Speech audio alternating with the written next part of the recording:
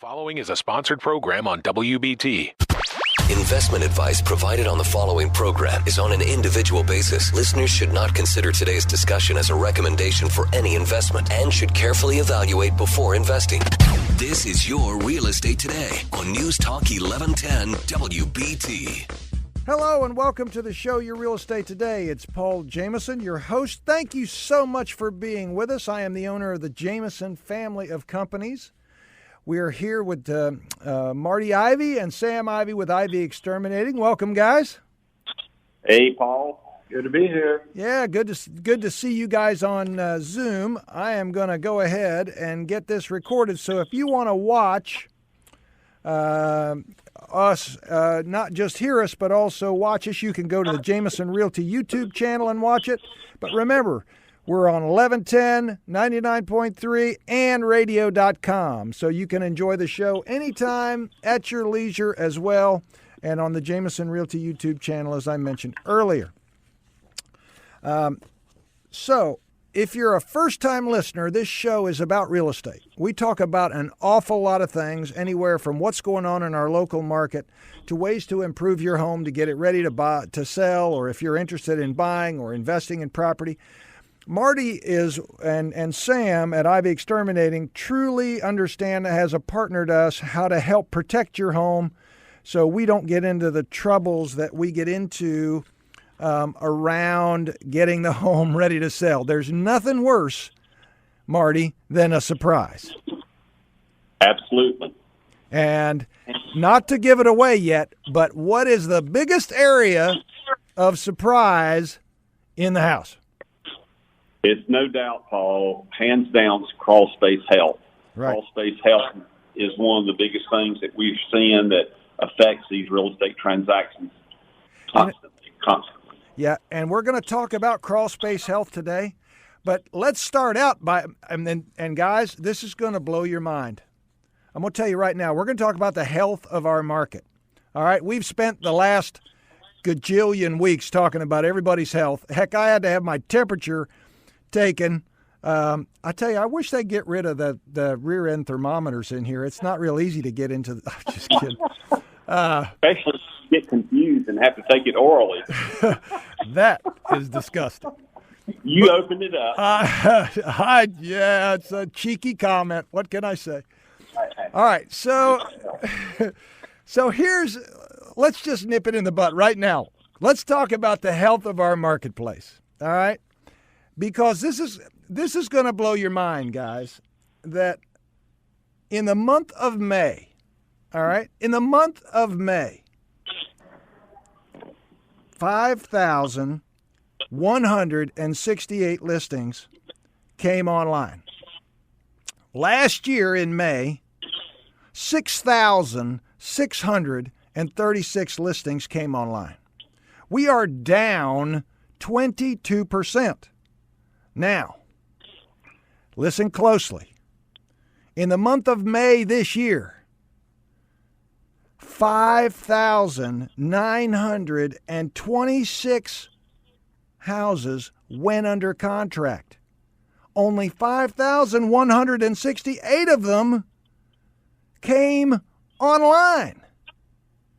Wow. We had an increase over last year of buyers. Last year, buyers pending sales, I call that a buyer market, 5,163, and in May we had 5,926 go under contract. That's an increase of almost 15% over last year. 22% less houses, 15% more buyers. What does that mean? Jeez. It means Charlotte's a hot market. We see on the inspection end of, during the lockdown, it never really slowed down on the inspection end of it. And that's right. And Marty, what that means is we got more buyers than sellers. Yes. That's crazy. Get this, folks. Average list price over last year, up 11.2%, from 337 and change to 375 and change. Wow. Average sales price is up a fraction also, from 309 to 310. Median sales price is up a couple of percents. Percent of original list price to actual sales price is up about 1/3%, which means house prices are holding very tight. And inventory of homes, down 37%. Month supply from 2.6 months last year to 1.6 months right now. That means if no houses come on the market in almost 1.5 months, we're sold out. Wow. Okay, so what does that say? Look, if you're thinking about selling right now, let's be clear. If you're not ready, don't go on the market. But if you're thinking it's better to wait until next spring to go on the market with interest rates at historic lows and no inventory, the facts don't lie. I did a commercial the other day. I'm almost ashamed to tell you. I did a commercial the other day working on some content with Mark Garrison. And I'm going to tell you something. I asked people flat out, look, we need listings. I mean, we need houses to sell. We've got buyers. We need houses to sell. If you're thinking about selling, call us. You know, this show is an informational opportunity. But I'm telling you, there's a great opportunity right now. It's unbelievable. So think about it. 704-846-DONE. Anyway, I threw that in there. All right. So here's a couple other things I want to share with you during our time of what I learned this week. Check the measurements on the listing. Most agents, and I say most, don't measure a house themselves anymore. Why? Because they don't want to be sued over measurements of a house being wrong. Well, I had an experience this week where the house was professionally measured, but the multiple listing did not reflect the same numbers. That listing was off by 500 square feet in its advertising for that listing. Now, it was a human error and mistakes happen, but it significantly affected the offer. So, did everything get worked out? Yes. Does it happen? Yes. Always check the measurements, because what is listed in the multiple listing, there's different segments, and if you look at it, you see heated living area. Heated living area has to be living area you can live. It has to have sheetrock walls, something on the floor, preferably a window. It has to be area that is finished, not even if it's just conditioned, meaning it has heating and air. That does not make it livable. Heated living area is finished, ready to live in space, and it has to be done that way. They have other designations for unfinished space, but everybody looks at that heated living area. All right. Also, every week I try to do something and highlight some community folks out there. This week, I want to talk about a restaurant in Matthews that has local ownership, and they've been there forever. They're a real staple in there, called Dorian's Deli and Grill. I eat there about once a week. Now, I don't know about y'all, but I like me some egg salad, non-toasted bread, and occasionally I'll have it with ketchup. All right? Egg salad, Paul's Egg Salad is the bomb, and he makes homemade potato chips that will make you jump up and go hooty-hoo. They are off the wall, and they're real homemade chips. They're called Paul's Chips. This is a local place that's been around forever. Address is 1240 Matthews Mint Hill Road. If you want to support somebody local, find them, go sit with them, eat their food, and if you want to go to Dorian's, don't forget to ask for Paul's Chips. They got a gyros pretty good too, I'm just saying. But the chips are the bomb. All right. I'd like to say they're low fat, but they're not. Next, and it plays right into this conversation, watch out for the crawl space, and Marty's going to talk about it. There's a ton of older houses coming on the market that are very well cared for, but no one looks under the hood. Crawl space. It's like a shiny car that's not been taken care of. Moisture and air quality mean a ton, and Marty's going to elaborate on that today. Last, vacation rentals. Vacation rentals are at an all-time high. People are trying to escape. During the pandemic, I have never seen the rush of rentals like I'm seeing right now. If you want to get away, this is the time to do it, and prices are going up on stuff at the beach and stuff in the mountains. We've got more of the Show Your Real Estate today. Marty Ivey, Sam Ivey with Ivey Exterminating, myself, Paul Jamison, your host, News Talk 1110 99.3 WBT. Stay with us. We've got more. Welcome back to the Show Your Real Estate today. Hey, it's Paul Jamison with the Jamison family of companies. That's Jamison Realty, Jamison Property Management, Jamison Property Investments, here with Marty and Sam Ivey. You know, at the end of the last segment, we talked about an area of the house where we are vulnerable. 72% of the deals that fall through because of issues going on in the crawl space. And one of the things that I continue to work with Marty is encouraging clients to pay attention as early as possible. Even if you're not interested in selling, a call is worth a lot of money to you, to Marty, to have him see if there's any issues going on in your crawl space. But obviously, we'd love it even more before you're selling to have that taken care of. Why is this so important, Marty? From the roof to the floor, why is this important? Well, a lot of issues that occur in crawl spaces is just not just one particular thing. A lot of time it's a culmination of several things. One of the things that people, especially you talked about their houses coming on the market, there's some older homes. A lot of older homes usually indicate that the people that's living in these homes have aged out. And as people age out, as they get older, they do less maintenance around the homes, less care of the home. They become more concerned about their health and less concerns about maintenance and other related issues around the house and the crawl space. And the crawl space typically is one of the most neglected areas of a home. When you look at the roof alone areas, gutters don't get cleaned over a period of time. If you walk around your house and you see vegetation growing out of your gutters, that means that you have enough sediment in that for a root growth and moisture for plant growth to survive. And then the next thing you know, the gutters are running over.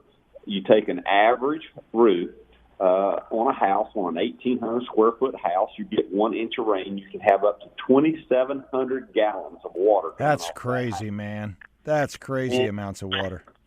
And you know, and at peak capacity, if the gutters are clean, it's all the gutter systems, especially if you've got standard gutters and you don't have jumbo gutters and jumbo downspouts, you've got a lot of water runoff that needs to be controlled or managed. And as if you've got vegetation in there, it's just not going to get managed efficiently. People don't realize this, but you can take a brick and put it in a bucket and pour a small Coca-Cola bottle full of water on it, and that brick will absorb every bit of that water within a 24-hour period.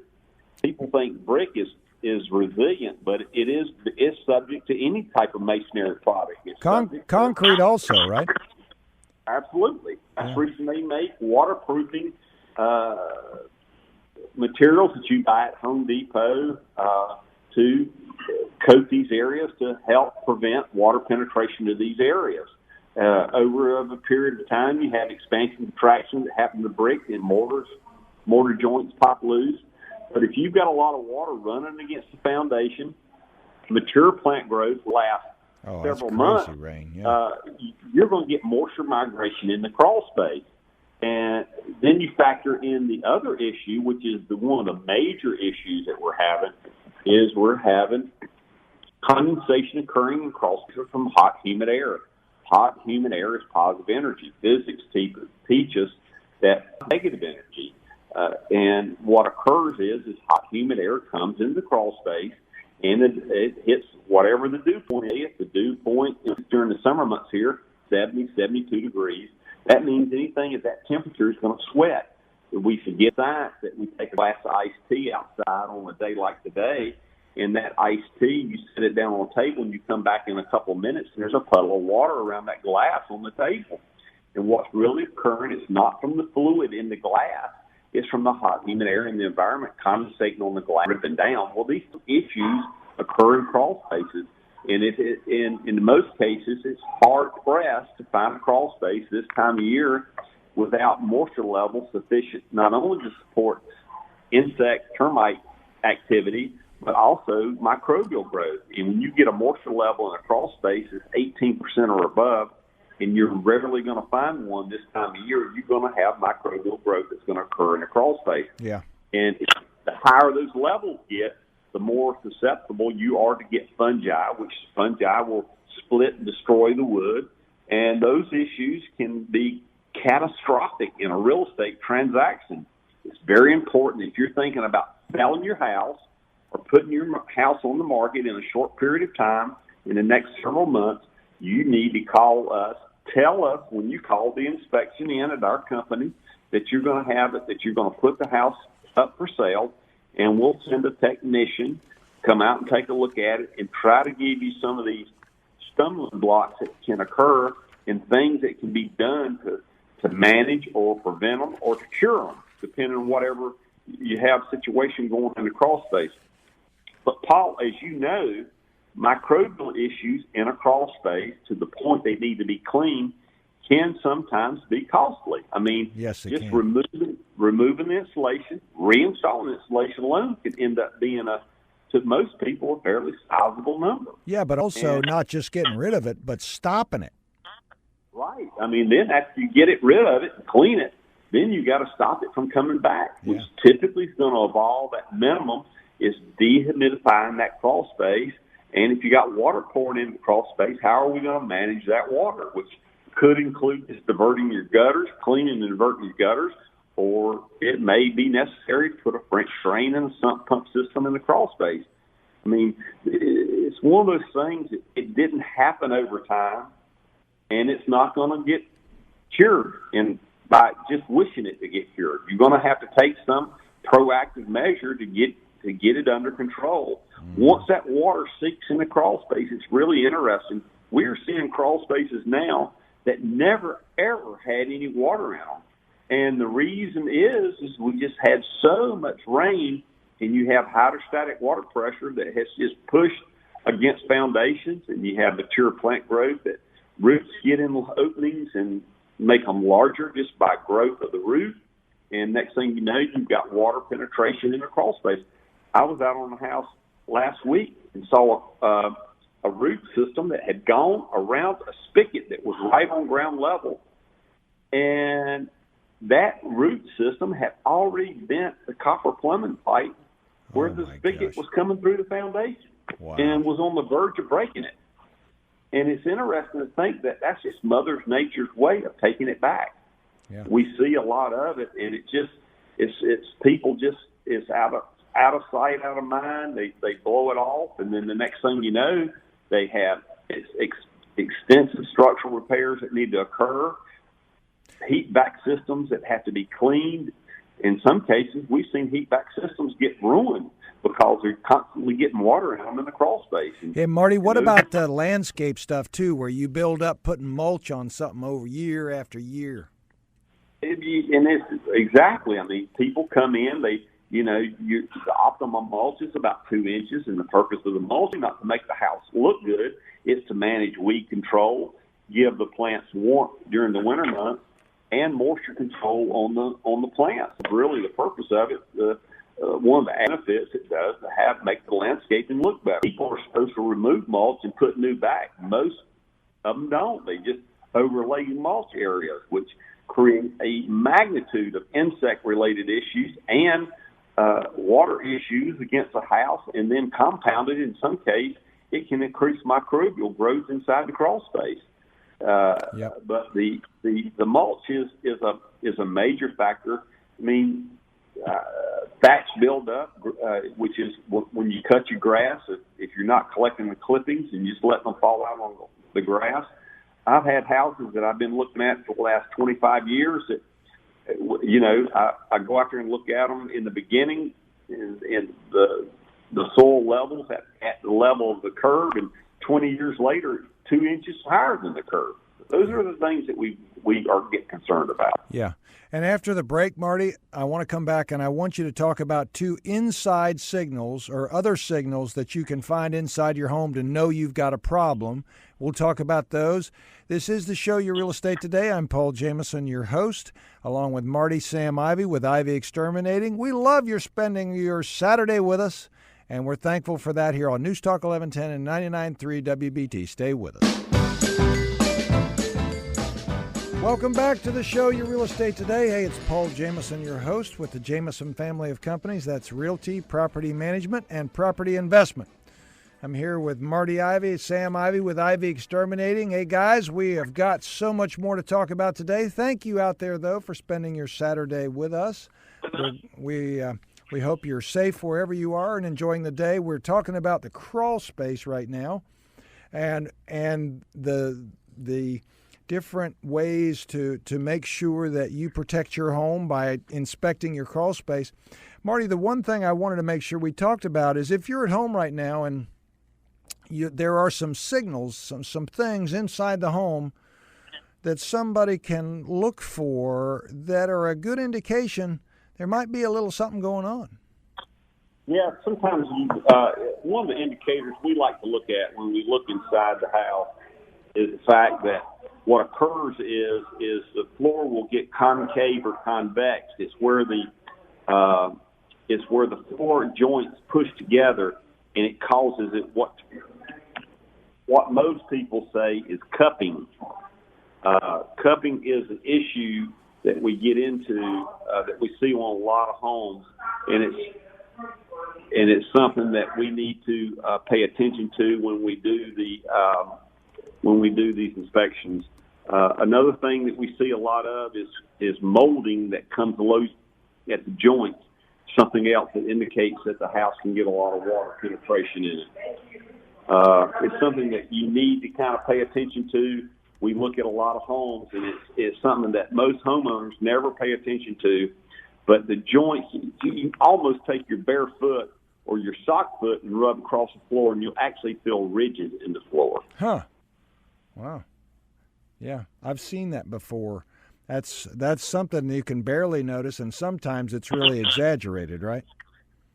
Correct. And sometimes it's due to improper installation of the floor system. You're supposed to have some wiggle room when you're installing hardwood floor, especially when you're putting it against wall areas to allow that floor to kind of expand and contract. There's a micro extension that goes on. The main issue that you get to in most cases is it's strictly related to moisture levels that occur in the crawl space. And what basically happens is it happens during the summer months. You get the wooden floor system swelled up just through moisture condensation that occurs, and the moisture levels rise, and it causes what I typically like to refer to as the wood starting to get fat. And it gets heavy, and it swells it up, and it causes the joints to press together, and it will either cause that floor to get either convex or concaved. Very interesting to see it. Yeah, what about smell? Smell is one of the indicators, one of the best indicators. If you're having a funky smell in the house, that typically means that you get moisture somewhere in the house, and an enzyme is being emitted that causes and basically the enzyme is trying to break down the cellulose fibers or whatever it's on, and it creates a funny smell. If you're living in the house and you're there in the house a lot, you may not notice it. Usually when people most notice it is when they come in from a vacation because they're not smelling on a daily basis and they're not accustomed to it. They come in the house and they say, oh, the house smells musty or it smells funny. But really what is occurring is the fact that they come in the house and they get acclimated to it because it becomes a really familiar smell, and they forget about it. But if you're coming in a house from a vacation and it smells like it's kind of musty, it's probably an ongoing issue, and it's something that you need to investigate a little bit further. You need to call us at 704-334-1616 or bugivey.com and have us come out and take a look at it and see what's going on. You know, one thing you did talk about, and I want to reiterate again, a lot of times underneath the house, because people don't go under there very much, they discover a leak. Yeah, I mean, that's one of the things that we're trying to look for when we go into Crawlspace. It's something that really doesn't fall under our umbrella, but we try to look for them. Not all leaks, really odd. Not all leaks are detectable. One of the crazy things about leaks is if it's leaking at a pipe joint or something like that, it may be only showing up when you got water running through the pipe system. And especially if it's on a drain line, and that's where most leaks are occurring, on drain lines. Now, if it's on a supply line, because it's under pressure, you're going to see water going everywhere, even if it's a small leak. But, the problem that you get into is you get on a lot, especially a lot of these older homes, is you got galvanized plumbing pipes in them, supply lines, and over a period of time, just from the minerals in the water and maybe whatever if it's the pipes in direct contact with the soil, where the water service line feeds into the house, it corrodes over a period of time, and it may just be a fragile little piece of shell that's holding those pipes together. Years ago, I was in a crawl space, and the guy had no water supply whatsoever, and I got into crawl space, and I looked at the plumbing line, and the plumbing line had corroded so bad it had kind of offset. Well, I said, not thinking, I said, well, I can line that back up, and I can just kind of massage it a little bit and get it over. And I just touched it with my finger, and it just disintegrated, and water went everywhere. I mean, those are the things that we see a lot of in a crawl space. Yeah. A lot of these older homes are on a well. And that well water, if you've got copper pipes, it'll do a lick to them. Yeah, I mean, well water is pretty corrosive. That's the reason a lot of people now with well systems are trying to have some type of filtering system on their water systems. I mean, well systems, you can spend some money in today's world trying to rectify the water coming in on well water. Yeah, I've put in a whole house filtration system to stop it, because the amount of iron and stuff that's in the water is rough on those copper pipes for sure. I just read an article the other day talking about the chlorinated issues that we're having now is affecting not only what some people are drinking, but also the pipes. Also, I just read an article online about that, actually 2 days ago. Yeah, but a dehumidifier in the crawl space, a lot of people, I've gone into them, and they're putting these ones they can buy at a big box store in the crawl space. They're not made for that. They're not made for it. The plastic's not suitable for the crawl space, and I'm concerned about these big box stores, dehumidifiers. We've been told, and we have heard through the grapevine that these things are subject to catch fire because they're not designed for these areas. You need to get a dehumidifier that's specifically designed for the crawl space area. In another 4 or 5 years, there'll be no more open air crawl spaces. All crawl spaces will be either built on completely what you call an encapsulated crawl space, where the floors, walls, and the piers are wrapped and sealed with a small dehumidifier, or they'll do a hybrid system where they just have a vapor barrier and a dehumidifier and seal the foundation vents. They're not going to build any more open air crawl spaces in the next coming years. One, they're not energy efficient. They're very energy inefficient, and they create a lot of issues. And they just found that the maintenance and the control is so much better when it's not exposed to the outside air. Yeah, I agree with you there. Well, after we come back with a break, here's what we're going to talk about. Marty is going to share about some odd insects that are making appearances this time of year. And I'm going to talk briefly about doing a 1031 exchange, or otherwise known as a tax tax-free exchange, meaning that if you sell a piece of property and you have gains on it, to how to look at options you may have to avoid being taxed.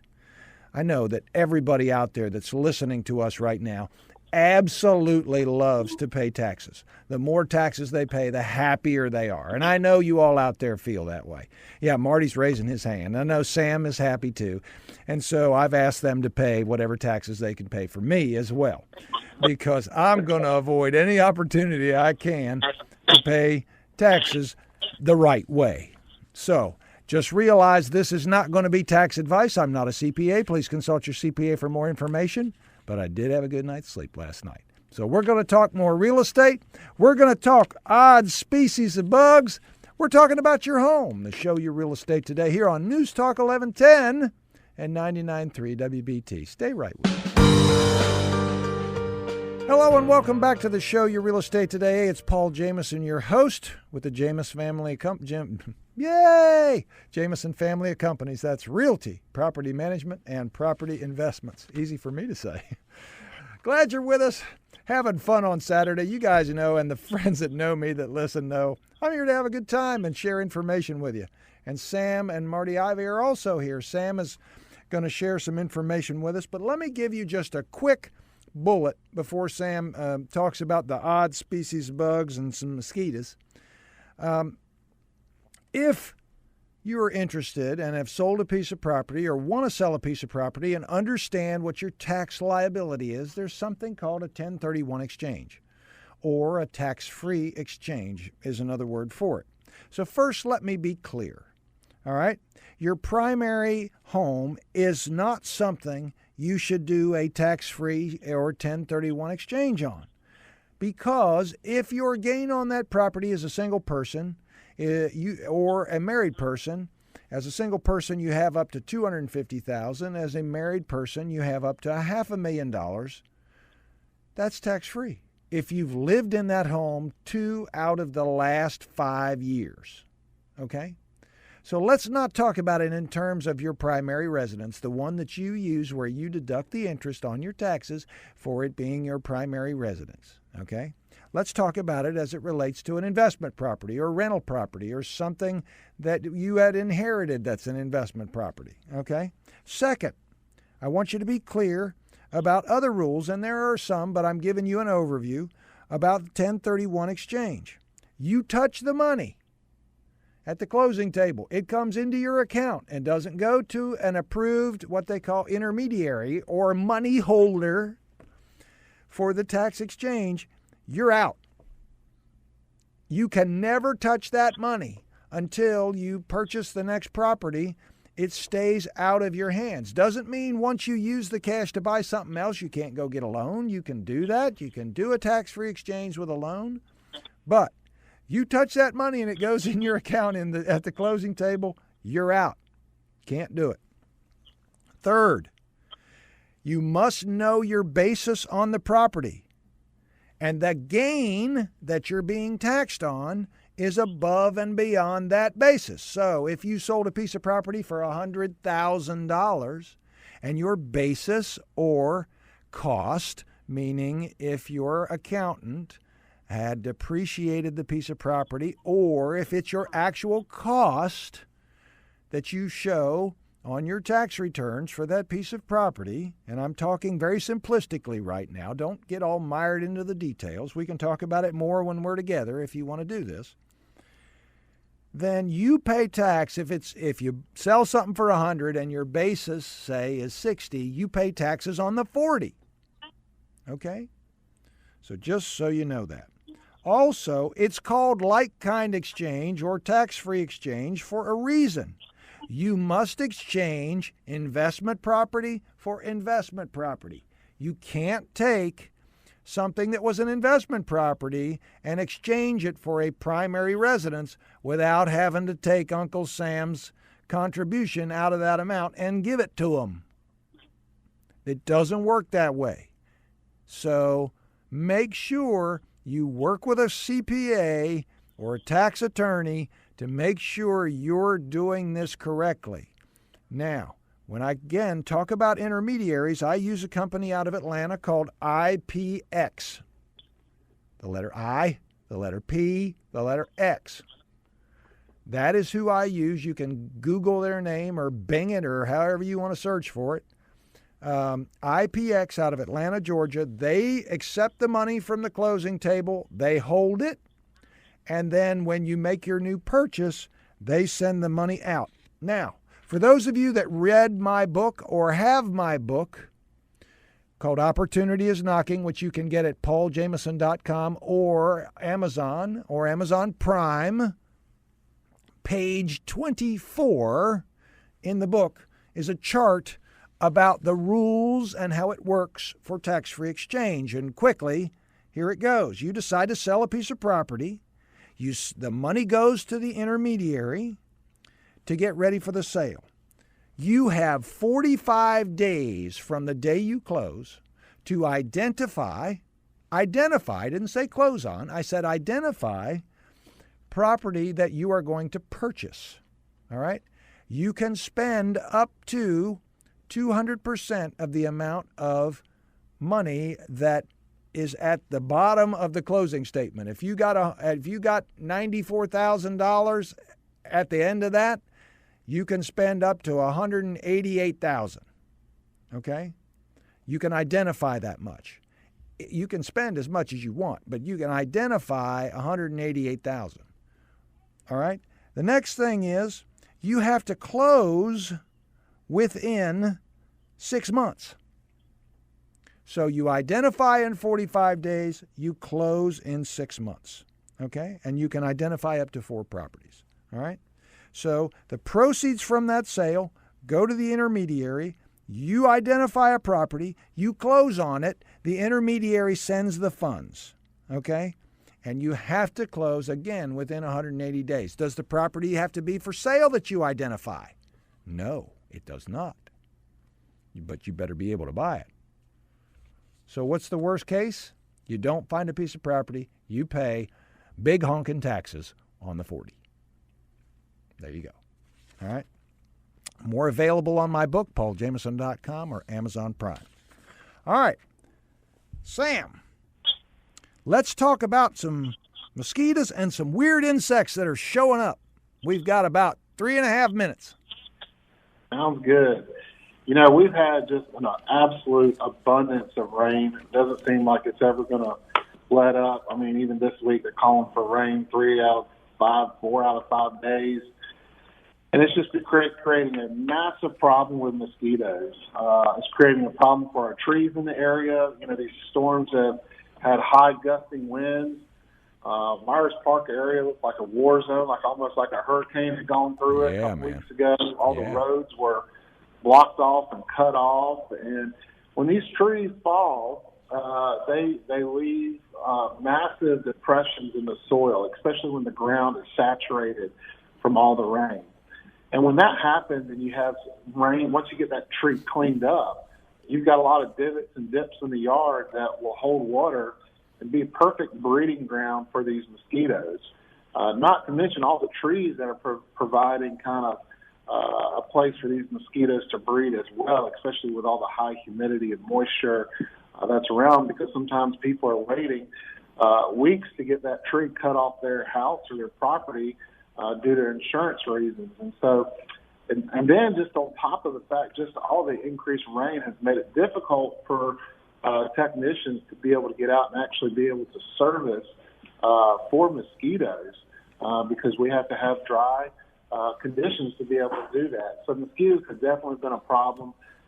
We've worked with our customers in the weather. We look at it, schedule times when we can get out there and give them the kind of treatment and service that's going to provide them with the ability to enjoy their yard spaces and their outdoor living spaces this spring and summer and pool season and all that. Another call we've been getting a lot of calls on is springtails. And springtails kind of this almost kind of white, opaque, kind of translucent bug. It's got a fulcrum and it kind of jumps around, springs around where off of its tail. It's the name springtail. And they're bad about showing up in high moisture areas. And again, with all this rain, it's really kind of given the opportunity for them to come out in full swing. You know, you get all this mulch, as we talked about earlier, pine straw, pine needles, pine bark. People just continue to layer them up, and they provide a perfect breeding ground. And they'll work their way in towards the house, and we've literally seen it where the house is just bombarded with these springtails. And they're tough to get rid of. You've got to know you just can't have any pest control company come out and just spray. You've got, in order to be successful at it, you've got to go in and break up that mulch, break up that pine straw that's laying up against the house so that you can get an effective chemical barrier around the foundation of the house. And then you've got to go in and you've got to be able to know how to do your work on the inside to get rid of them. Okay, so if they're interested in that, how can they get in touch with you, brother? Give us a call, 704-334-1616, or at bugivey.com. Oh, and by the way, I made a mistake. You can't identify 4 properties. You identify 3. I don't know where my head came down. I wrote down 3 and I said 4. Sorry about that. It's 3. So anyway, I do 75 of these a year. Yeah, 3. All right, so thanks for being with us. The show, Your Real Estate Today. Love being with you. Take care, friends, and we love talking with you. We'll see you the next time. If you need me, it's 846-DONE, 846-3663, or on the web at myjamisonhomes.com. God bless. Take care. We'll talk to you next week.